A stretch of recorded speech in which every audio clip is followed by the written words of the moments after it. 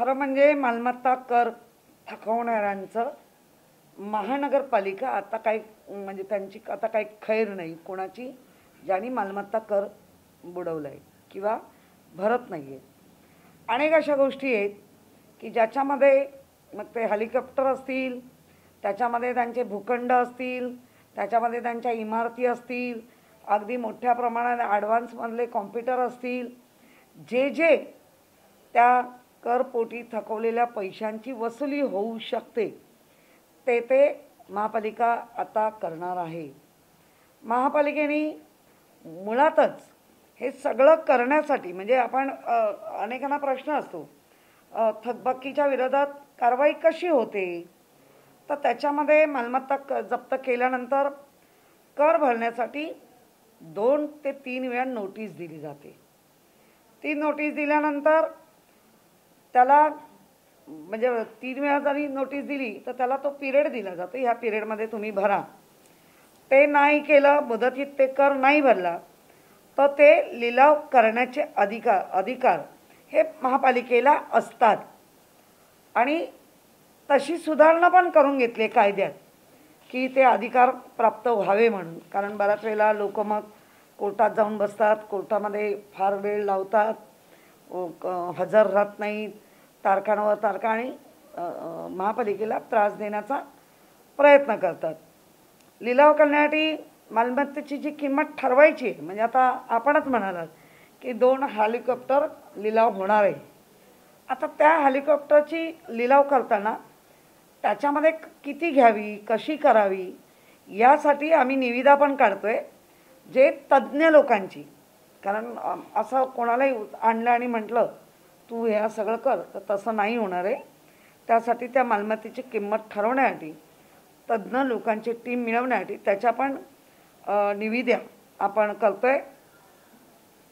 आणि पूर्ण जप्त केलेल्या मालमत्ता करधारकाची समजा 100 कोटी आहेत आणि जे पहिलं एक मिळालं त्याच्या 100 कोटी वसूल होत नसतील तर तो जो करदाता आहे त्याच्या अनेक ठिकाणी कुठे अजून प्रॉपर्ट्या आहेत त्या पण प्रॉपर्ट्या शोधल्या जातात किंवा त्याच्या ताब्यात घेतल्या जातात.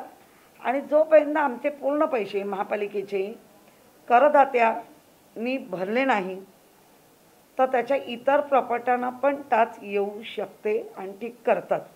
तेही अधिकार महापालिकेने घेतले. 11,000च्या आसपास अशा मालमत्ता जप्त केलेल्या महापालिकेने 1 वर्षापूर्वी म्हणजे कोविड यायच्या आधी केल्या होत्या. आणि मग कोविड आल्यानंतर 1 वर्ष मात्र 1.5 वर्ष आपण कुठलीच कारवाई कोणावरच केली नाही. त्यामुळे आत्ता करणं ते क्रमप्राप्त आहे आणि ते केलंच पाहिजे.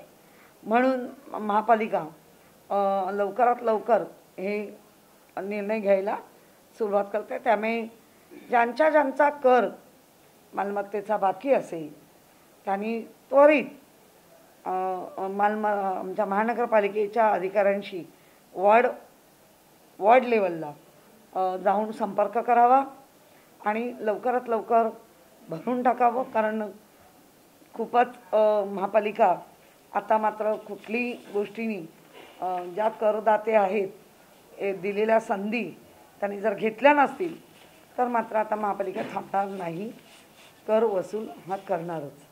मॅडम, ही मालमत्ता कर जे थकीत आहे त्यामध्ये अनेक अशा मोठ्या बड्या संस्था आहेत, बडी लोक आहेत, त्यांच्यावरती वारंवार कारवाई झालेली नाही. गेल्या अनेक वर्षापासूनची त्यांची थकबाकी आहे. कुठेतरी प्रशासनाच्या दिरंगाईमुळे सगळं घडलंय का? कारण आता कुठेतरी मालमत्ता कर हा एकमेव स्रोत असल्यामुळे महापालिकाचा वेगाने कारवाई करते. नाही, दिरंगाई असं म्हणता येणार नाही. कारण आम्ही जेव्हा असेसमेंटच्या डिपार्टमेंटशी आपण सगळ्यांशी संपर्क साधला, मीटिंग घेतल्या, तेव्हा अनेकदा त्यांनी नोटिसा पाठवलेल्या आहेत. मग ते कोर्टात जाऊन बसलेले आहेत. अनेक उलट लहान लोक सोसायटी असेल किंवा एकदम चाळ ज्याच्यात राहतो वगैरे अशी लोक उलट लवकर भरतात. पण ही मोठी जसं आपण म्हटलं आता हेलिकॉप्टर आम्हाला लिलाव करायची वेळ येते, इमारती लिलाव करण्याची वेळ येते, आम्हाला अख्खे भूखंड त्यांचे असलेले त्यांच्या मालकीचे त्याची लिलाव करण्याची वेळ येते. ह्याचा आता अतिशय धनिकांचंच हे सगळं आहे आणि त्यामुळे नोटिसा पाठवल्या होत्या, मग काही कोर्टात बसले होते, काही त्यामुळे अडचणी विलंब झाला, पण तो निव्वळ महानगरपालिकेमुळेच झाला असं म्हणता येणार नाही. कुठेतरी आता ही सगळी कारवाई वेगाने केली जाईल. नाही, ती करावीच लागेल, कारण आता कोविडमध्ये आपण जो काही हेल्थवर जितका मोठ्या प्रमाणात खर्च झालेला आहे आणि आपल्याला अनेक प्रोजेक्ट आपले होऊ घातलेले आणि अनेक गोष्टी आता खूपच चांगल्या चांगल्या आपण मुंबईमध्ये घडवतो आणि घडल्या पण आहेत, तर मग त्यासाठी जो लागणारा करदात्यांच्या माध्यमातून येणारा कर आहे त्याच्यासाठी मागे लागणं गरजेचं आहे. ताई, खड्ड्यांचा विषय आहे. दरवर्षी कोट्यवधी रुपये खड्डे बुजवण्यावर खर्च केले जातात, मात्र तरी सुद्धा वारंवार खड्डे पडत आहेत. मुळामध्ये आपण पाहिलं की खड्डा हा फक्त काय मुंबई नाही, कालच आपण पाहिलं ठाण्याला आमचे एकनाथ शिंदे जे UD मिनिस्टर आहेत यांनी स्वतः जातीनं लक्ष घालून जातीनं अधिकारी वर्ग आणि कॉन्ट्रॅक्टर यांच्यावरती उघड त्यांना समज दिलेली आहे. आणि आपणही हा गणपतीच्या नंतर ठरवलंच होतं की आपण सगळ्यांनी बघायला पाहिजे आणि मी स्वतः म्हणजे माझ्याकडे ती संपूर्ण लिस्ट आहे, जिथे जिथे जाऊन बघायचं आहे. अर्थातच व्हिडिओसुद्धा येत आहेत, आपल्याला व्हिडिओ येत आहेत, ते रस्ता थोपटत आहेत, अनलॉजिक किंवा अनटेक्निकली काम करतायत. तर मी माझ्या अधिकाऱ्यांना तेव्हाही विचारलं आणि कालही विचारलं की हे फक्त व्हिडिओ आम्ही लोकप्रतिनिधींनी बघायचे का किंवा नागरिकांनीच बघायचे का? जबाबदारी कधी तुम्ही हे करणार? तुम्हाला ब्लॅकलिस्ट केलं, तुम्हाला फरक पडत नाही. तुमच्या भरलेले टेंडर परफिट केलं तुमच्या AMD सहित, तरी तुम्हाला फरक पडत नाही.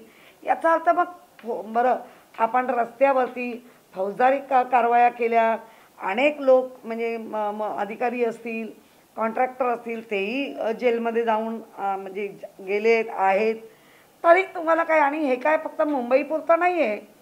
आज हा कॉन्ट्रॅक्टर प्राणी असं म्हणायला हरकत नाही, तो देशात धुमाकूळ घालतोय.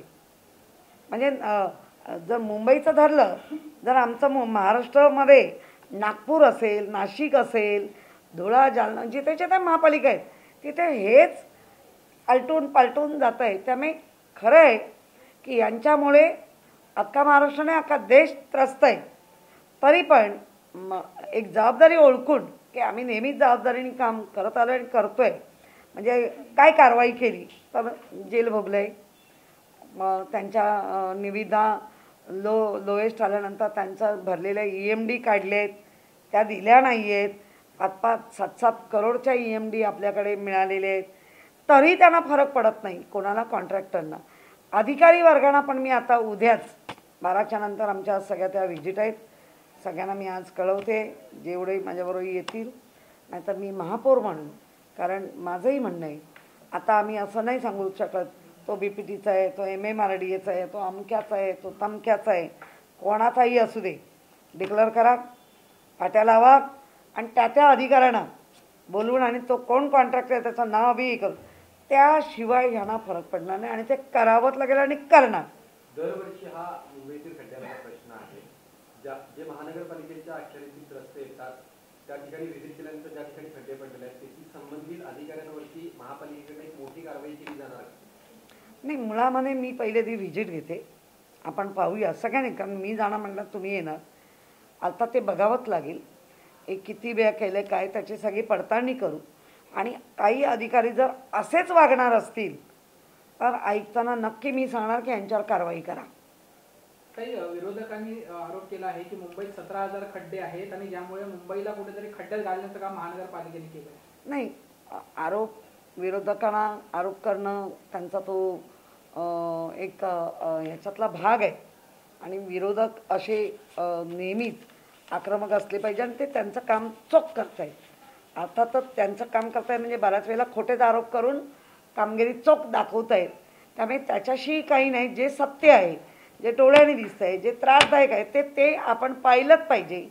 आणि आपण पाहिलं असेल, महापौर झाल्यानंतर मी पहिल्या मीटिंग्स सुरू केलेल्या होत्या. प्रत्येक वॉर्डमध्ये घनकचरा, रोड जे लोकांशी निगडित आहेत, मी कुठल्याही बांधकामाबद्दल कधी नाही, पण आपण हे निगडित असलेल्या प्रश्नांच्या मीटिंग चालू झालेल्या होत्या. 3-4 वॉर्डच्या मीटिंग आपण मोठ्या प्रमाणात म्हणजे आर सेंट्रल असेल, आर नॉर्थ असेल, आर मध्य असेल, या ते मीटिंग घेतल्या पण होत्या. आपण पुढे पुढे यायला सुरुवातही केली आणि कोविड आलं. अर्थातच मला स्वतःला, कारण मी स्टँडिंग सदस्य होती तेव्हाही हल्लाबुल्ला व्हायचा. आजही आम्ही त्याच याच्यामध्ये आहोत की कुठलाही कॉन्ट्रॅक्टर अशा निकृष्ट दर्जाने काम करणार असेल तर याच्यावरती कारवाई होत नाही का, तर पहिली होते. त्याच्यावर कारवाई करूनही त्यांना फरक पडत नाही, ते जेलमध्ये जाऊनही. तर आता मात्र यांना आपण ब्लॅकलिस्ट केलेले आहेत. आता आहे दिलेले पैसे असतील तर त्यांच्याना चांगलं काम करून घेणं हे प्रत्येक वॉर्डची जबाबदारी आहे.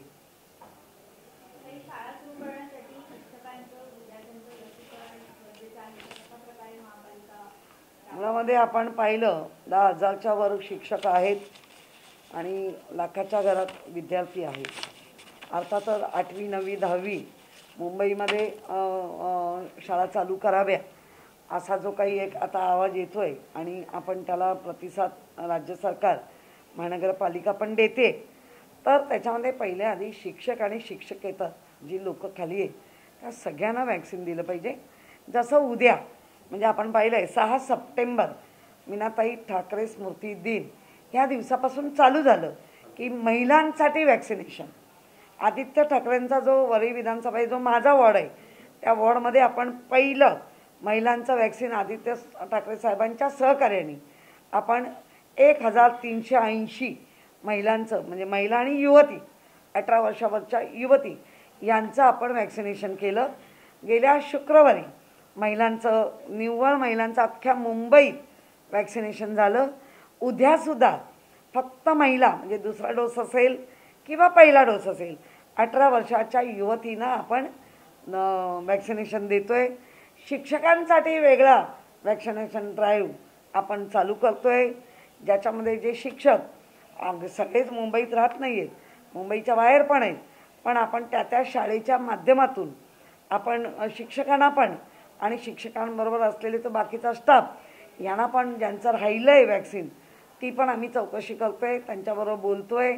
तो पूर्ण डाटा मुंबईचा जर आला आणि कुठच्या वॉर्डमध्ये एवढे शिल्लक आहेत त्यांनाही आम्ही वॅक्सिनेशन ड्राईव्ह चालू करतो आहे जेणेकरून आमची मुलं 8वी 9वी 10वी म्हणजे आमची लहान मुलं अगदी लहान असणं आणि ही मधल्या याच्यातली त्यांना कुठलाही प्रादुर्भाव होऊ नये, त्यांच्या जीविताला काय हानी पोचू नये म्हणून आपण तेही प्रयत्न करतो आहे. नुसते प्रयत्न नाही तर आम्ही तो पूर्ण प्रोग्रामच बनवला आहे. त्यामुळे येत्या आठवड्याभरामध्ये या सगळ्यांचं वॅक्सिनेशन जास्तीत जास्त, कारण आता आपण पाहिलं आहे 1 कोटीच्या वर आपण वॅक्सिनेशन पहिला दुसरा डोस मिळून आपण केलेलं आहे. उर्वरित सगळ्या लोकांना आपण वॅक्सिनेशन देण्याचे ड्राईव्ह हे चालू झालेले आहे. म्हणजे एका वेळेला 2000, 2500, 3000 वॅक्सिनेशन एका वेळेला होतं आहे, एका दिवसाला होतं आहे. त्यामुळे आपण तो एक म्हणजे कोविड-19 कोरोनापासून तिसरी लाटेची जी भीती आहे म्हणायला हरकत नाही, आलेली नाही, तिला थोपवण्यासाठी आपण सगळे सज्ज झालो. हळूहळू आता सगळं लॉकडाऊनचं अनलॉकमध्ये आपण चाललो आहे. सिनेमागृह मुख्यमंत्र्यांच्या ह्याच्याप्रमाणे दिसतंय उघडणार, नाट्यगृह उघडणार, तुमचे देवळं उघडणार, सगळं आणि उघडायलाच पाहिजे. कधी ना कधी तर हे करायचंच आहे. त्यामुळे सगळे आपण उत्सुक आहोत. पण त्याचबरोबर एक लक्षात ठेवलं पाहिजे की आज जगामध्ये आजही कुठेतरी ते डोकं असं वर काढून थैमान घालतंय ते आपल्या महाराष्ट्रात, ते आपल्या मुंबईत आपल्या याच्यात होता का म्हणे. म्हणून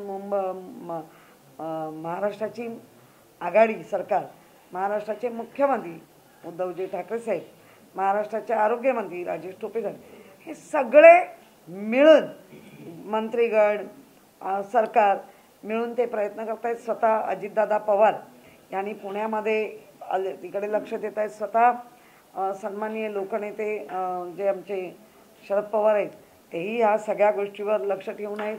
त्याचप्रमाणे आमचे नाना पटोलेपासूनचे सगळे काँग्रेसचे हेही त्या सगळ्या घडामोडीवर म्हणजे वॅक्सिनेशनच्या जास्तीत जास्त लोकांना वॅक्सिनेशन देऊया.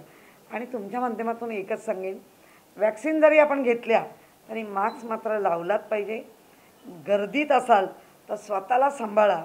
मास्क काढून कोणाशी वार्तालाप करू नका. काही जास्तीत जास्त घरातनं निघाल्यानंतर मास्क काढूच नका असा माझा आग्रह राहील. आणि आपण स्वतःला सांभाळा. माझं कुटुंब, माझी जबाबदारी किंवा माझी जबाबदारी या दायऱ्यात राहून आपण काम करूया. हेलिकॉप्टर जप्त करण्यात आलेले आहेत, हे कुठल्या कंपनीचे आहेत आणि त्याची लिलावाची प्रक्रिया काय आहे?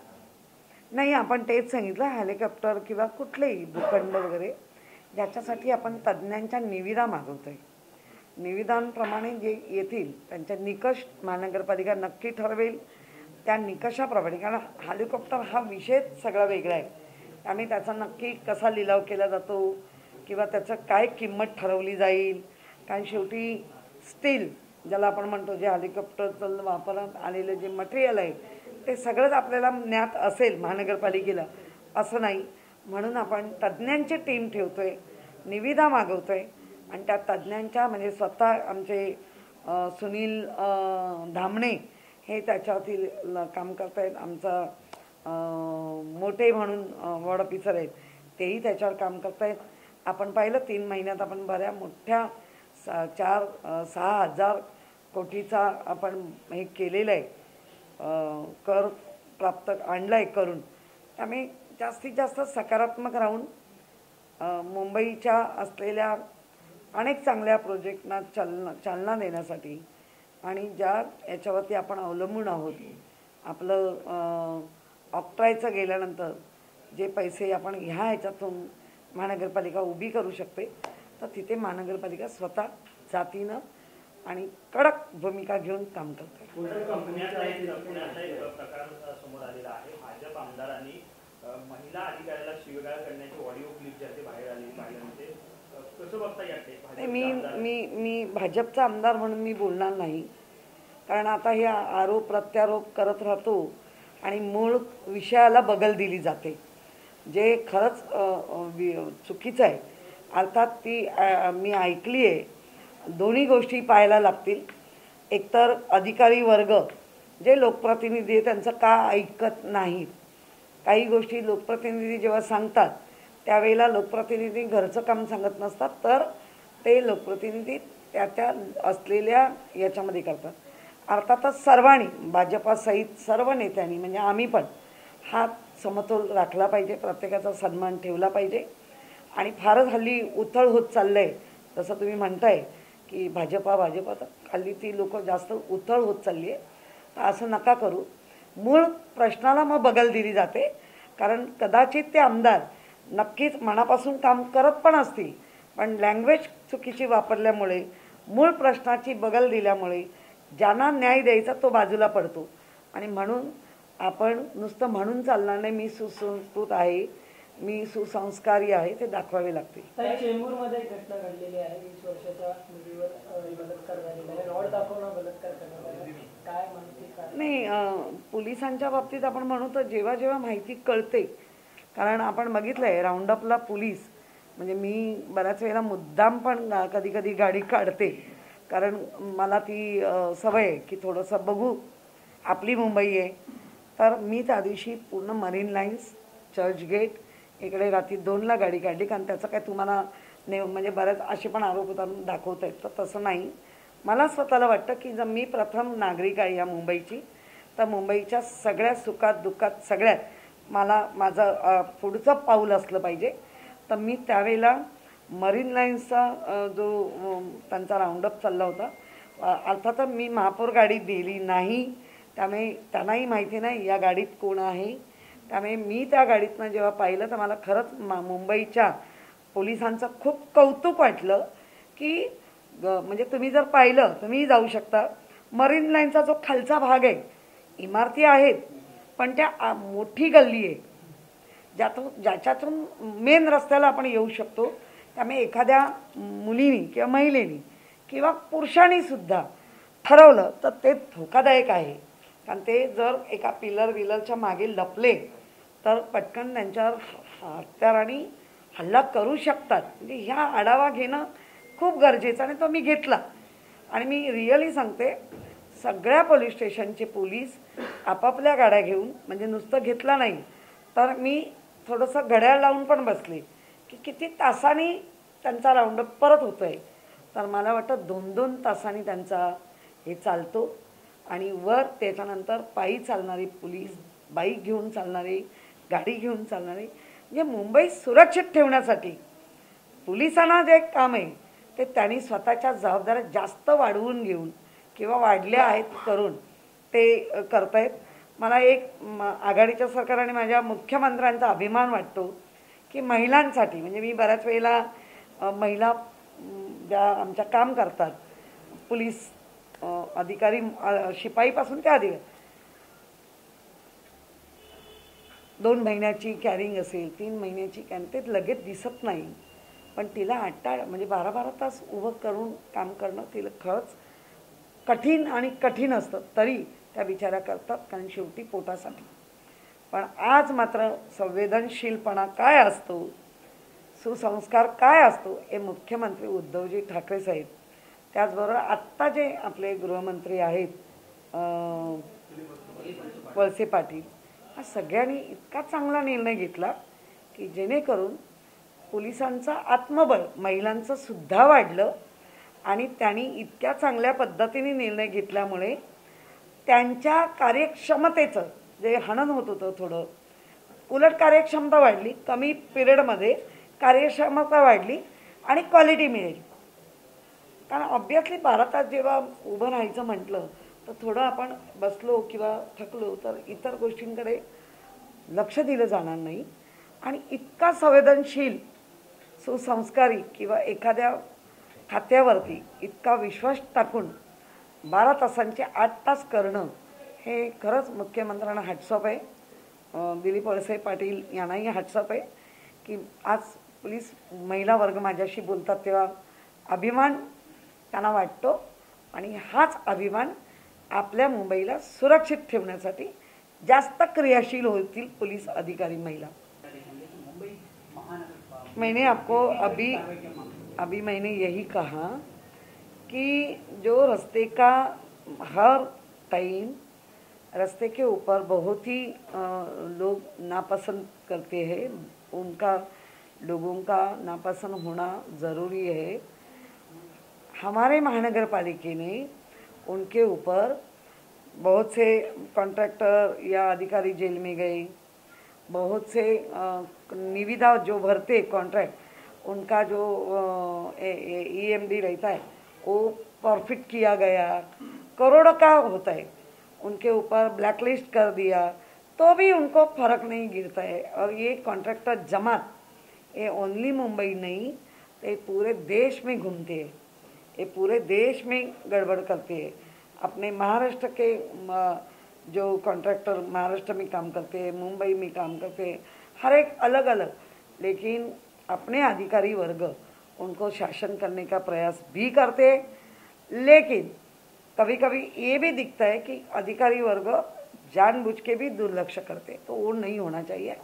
कल हमारे मिनिस्टर जो हमारे एकनाथ शिंदे, थाने की हालत, महानगर पालिका के रोड ये और गवर्नमेंट के रोड देख के उनको बहुत ही तकलीफ हुई. उन्होंने खुद जाके आपने सब ने वो देखा है कि अधिकारी वर्ग कॉन्ट्रैक्टर को वर्ग को बहुत ही उन्होंने जो कभी ये नहीं करते, गुस्सा नहीं करते, लेकिन उन्होंने बहुत गुस्सा किया और उनको कहा है कि आने वाले 15 दिन में मुझे ये रोड ठाक ठीक होना चाहिए. उनका खुद का भी कहना ये था कि भरा हुआ खड्डा है तो निकला कैसा.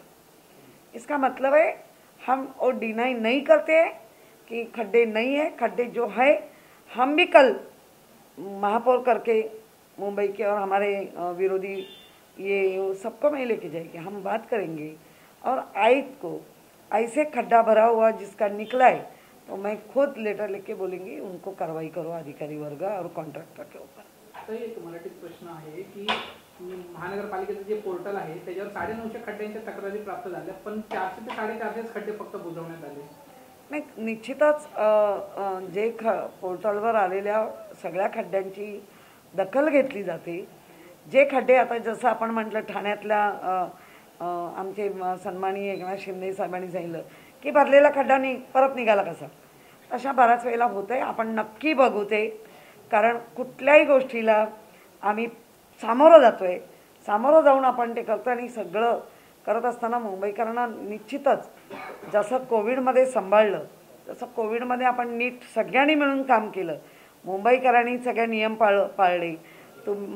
मीडियासुद्धा कुठेही मागे नव्हता. जीवावर उदार होऊन मीडियाने सुद्धा स्वतः जाऊन सगळं केलं. ICUमध्ये माझ्याबरोबर आलेली मीडिया आहेत की ती तर लहान लहान मुलं होती, म्हणजे 20-25 तुम्ही 30च्या सगळ्यात. ह्याचा अर्थ सगळ्यांनी काम केलं आहे. एवं स्वतः पंतप्रधान नरेंद्र मोदींनी या महानगरपालिकेचं कौतुक केलं आहे. त्यांनी स्वतः चांगलं आपल्याला सपोर्ट केला आहे. अर्थातच त्याच महाराष्ट्रात, त्याच मुंबईत ज्यांना मोदी साहेबांना हे सगळं चांगलं दिसत असताना इतरांना मात्र ते चांगलं दिसत नाही. अर्थातच तो अजेंडा विरोधी पक्ष म्हणून ते चालवत राहणार. जे चांगलं आहे ते नाही दाखवणार, जे नाही आहे ते दाखवत राहणार. ह्याच्याशी आपल्याला काही ना, आम्ही पण फोकस जे मुंबईकरांना जे जे चांगलं देता येईल ते आम्ही देणार. काल आपण पाहिलं आहे सुविधा केंद्राची आदित्य ठाकरे साहेबांच्या माध्यमातून उद्घाटनं झाली आहेत. अशीच सुविधा केंद्र सगळीकडे आपण चालू करणार. त्यामुळे जे जे मुंबईकरांना चांगलं देता येईल ते आम्ही देण्याचा प्रयत्न करतो. 2000 किलोमीटरचे रस्ते महापालिकेच्या अंतर्गत येतात मुंबईमध्ये आणि त्याच्यावर फक्त 450 खड्डे बुजवण्याचं बाकी आहे का? आणि मुंबईमध्ये एकूण खड्डे किती आहेत रस्त्यांवर? नाही, निश्चितच तुमचं म्हणणं मी एकदाही डिनाय केलेलं नाही. त्या म्हणण्याला माझी म्हणजे आपण सर्वांनी मिळून ते बघायचे सांगितलं. पोर्टलवर आलेले खड्डे बुजवले असं सांगितलं गेलं आहे. ते प्रॅक्टिकली सुद्धा केलं जातं. म्हणजे अगदीच सगळंच नाकारता येणार नाही, पण काही ठिकाणी त्याची कारणं घ्यावी लागतील. नक्की तो किती, म्हणजे समजा उदाहरणार्थ एखादा अभय सुर्वे असं जर नाव असेल आणि तो अभय सुर्वे 10 ठिकाणी चुकलाय तर निश्चित अभय सुर्वे मग रॉंग आहे. म्हणजे एक उदाहरण दिलं. आय डोंट नो अभय सुर्वे, मी उदाहरण दिलं. पण तसंच आपल्याला पाहावं लागेल आणि तेवढ्या मायल्यूट लेवलला जाऊन आम्ही नक्की काम करतोय, करत राहणार. कारण मागच्या पण एका निविद्यामध्ये आयुक्तांनी संपूर्ण निविद्याचं भरलेलं हे MD काय आहे ते सगळं परफेक्ट केलं आहे. कोट्यावधी रुपये त्यांचे गेले. त्यामुळे आम्ही आमच्या पद्धतीने निश्चितच कारवाया करतो. अर्थात तुमच्या माध्यमातून हे आलं आहे, त्याच्यावर उद्याच्या दिवसात संपूर्ण पाहिलं जाईल आणि त्याच्यावरती कारवाई केली. मुंबई की बाइबल 39 कैदी जो है कोरोना पॉजिटिव पाए गए. आप किस तरह से देख रही कि जेल में भी मरीज पाए नहीं, एक तो गणपति होने के बाद जैसे केरल होगा या कोलकाता होगा, एक फेस्टिवल होने के बाद जो संख्या बढ़ गई है रुग्ण की, तो मे बी इधर भी हो सकते हैं. लेकिन डरने की बात नहीं. उनके ऊपर दवाई या उनको क्वारंटाइन सब की है. हम डरने की बात नहीं है, खुद को संभालने की बात है, वो संभालते. बायकाळामध्ये अनेक कैदी पॉझिटिव्ह आढळले, परंतु माहिती घेतल्यानंतर असं कळलंय घाबरण्याचं कारण नाही.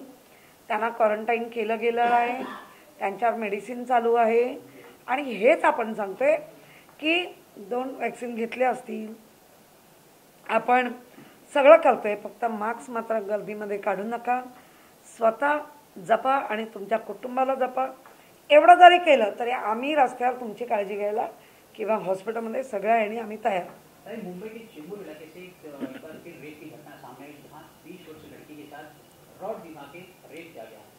किस तरह से देख रही घटना का? वहीं आए दिन प्रतिदिन रेप के मामले दिन प्रतिदिन मुंबई में बढ़ रहे. कहाँ कमियां? नहीं, कमियां मुझे लगता है पुलिस में कुछ कमियां नहीं है. अभी जो घटना घड़ी है उसकी मैं जानकारी ले रही है. पूरी जानकारी आने दो, क्योंकि आपसे ही मुझे एक जानकारी मिली है कि वो जो कोई था वो पहचान वाला था.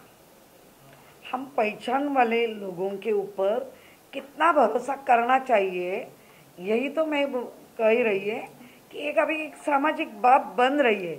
कायदा अपना काम कर रहा है, पुलिस अपना काम कर रहा है, लेकिन हमारा जो सामाजिक बंधन है या सामाजिक काम है वो करने की अभी ज़्यादा ज़रूरत है.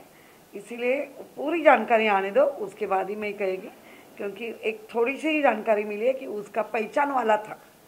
और पहचान वाले के साथ हम इतना भरोसा करते कि वो अपना विश्वासघात करते महिलाओं का। तो महिलाओं का जो अवेयरनेस होना चाहिए उसके ऊपर अभी भर देना चाहिए। प्रॉपर्टी टैक्स को लेकर ताई जो है कोई कार्रवाई की जाने वाली है बीएमसी से हाल फिलहाल में, क्योंकि जो पवन हंस का एरिया है वहां पर कुछ हेलीकॉप्टर्स को लेकर भी लास्ट ईयर सीज किया था, कुछ प्रॉपर्टी टैक्स और वाटर और बिजली के टैक्स को लेकर मामला था, तो उसमें अभी क्या ऑप्शन करने की भी तैयारी चल रही है? हमारे प्रॉपर्टी टैक्स का लास्ट 2 ईयर से, जब से जीएसटी आने के बाद हमारी जो महानगर पालिका की प्रॉपर्टी जो मालमत्ता विभाग रहता है और असेसमेंट विभाग मिल के वो ये करते हैं। जो हमारे प्रॉपर्टी टैक्स में 3 बार नोटिस देने के बावजूद, उनको टाइम पीरियड देने के बावजूद वो आगे नहीं आए। तब उसमें कोविड आने के बाद वो 1.5 साल तो हम बंद थे, लेकिन अभी 11,000 के ऊपर कि या उसके नज़दीक मालमत्ता जो रहते हैं, मीन्स इमारत, बिल्डिंग है, लैंड है, हेलीकॉप्टर है, कंप्यूटर है, ये सब की जब्ती का अधिकार मिलने के लिए कायदे में भी हमने सुधार किया है। वो होने के बाद हर एक को वापस कहा जाता है, हमारे लोग जाते हैं तो भी जब भी नहीं सुनते, पूरी चारों तरफ से उनको समझाने का कोशिश करने के बाद भी वो लोग नहीं करते, तो उसका लिलाव होगा। और जो अभी लिलाव होने वाली जो बिल्डिंग है, ज़मीन है, कंप्यूटर है या अपना हेलीकॉप्टर है, उसके लिए तज्ञ की ज़रूरत है। और उसके भी निविदा अभी निकाल रहे हैं कि जो तज्ञ आने वाले हैं वो निविदा के माध्यम से आएंगे और वो जो ऐसे कहेंगे, जो लॉ के बारे में, जो कायदे की जो एक साइड रहती है, वो देख के उसकी कीमत लगानी कितनी है, कैसी है, वो सब करने के लिए निविदा कर रहे। और हर कीमत में जो हमारा प्रॉपर्टी टैक्स है, जो लोग नहीं देना चाहते उनकी वसूली होगी। ताई, एक सवाल ये भी है कि कल जो है भारत बंद का आह्वान किया गया है, जिसमें किसान संगठनों के साथ साथ जो आपकी सरकार की सहयोगी है कांग्रेस एनसीपी, वो अपना समर्थन दे रही है, उसमें स्टूडेंट्स यूनियन भी काफी शामिल है। बड़े पैमाने पर इसमें पूरे महाराष्ट्र में जो है भारत बंद किया जा रहा है, क्या शिवसेना का भी उसको सपोर्ट है? नहीं, मुझे पता नहीं है भारत बंद का, मुझे पता नहीं है। और जब भी सपोर्ट देना है तो हमारे पक्ष प्रमुख या हमारे नेतागण है वो निर्णय लेते, और ये भारत बंद का मुझे पता नहीं है।